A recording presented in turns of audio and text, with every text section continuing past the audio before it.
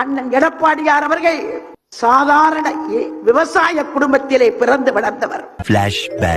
எடப்பாடி பழனிசாமி ஜப்பான்ல இருந்தா இறங்கி வந்தாரு. இதுவரை கூடை கும்பிடு போட்டு குனிந்து கும்பிடு போட்டு குனிந்து காலை தொட்டு அண்ணன் தினகரனை குனிந்து கும்பிட்டு பதவியை பெற்றுவிட்டு நீ பேசலாமா?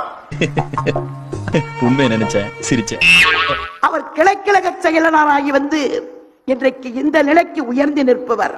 எங்க அப்பா உலகத்துல தோசையை திருப்பி போட்டு பாத்திருக்கேன், இப்ப இட்லியவே திருப்பி போடுறாளே. அண்ணன் எடப்பாடியாரிடம் அம்மாவை பாருங்கள். அம்மா அம்மா அம்மா அம்மா தாயே, நீ ஊருக்குள்ள திரியிற.